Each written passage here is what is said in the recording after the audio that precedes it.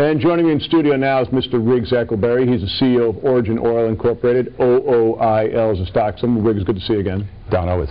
Good. I know we got a lot to cover this week, but let's start up by telling our audience again what the company does. Origin Oil, of course, is cracking the code on how to produce algae in volume as an industrial process that can rival and ultimately compete with petroleum as a world fuel. So basically growing algae to create oil. As I like to say, you're in the business of growing oil. Yes, very good. We're making petroleum above ground, another way of putting it. Now, I understand the company announced this week a new Chief Technology Officer. Tell us about that. Dr. Vikram Patarkin has joined us. He's a PhD, adjunct professor at University of Missouri, Columbia, long-time environmental engineer. He's 25 years, more than 25 years.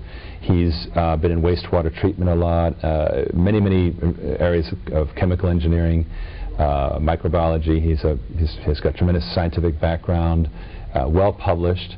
Most of all, he's a really great mentor and collaborator. We find there's a real fit with our innovative culture here.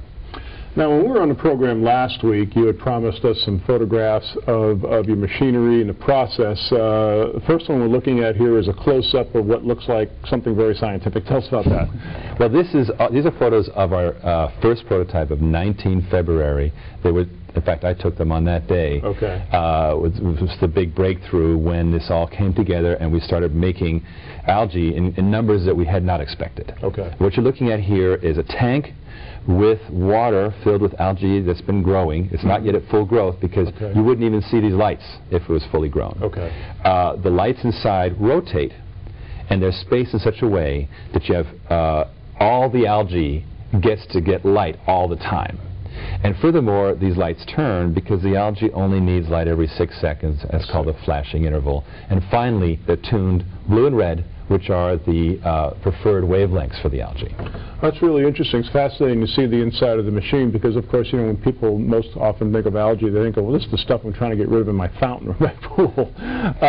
We can put one of these in your pool and you'll have lots of algae. Now, you know, we've talked about biofuels before, and you've mentioned that you feel that the age of using corn or food to make biofuels is essentially over, that we've realized that doesn't work. We need to move on to something else.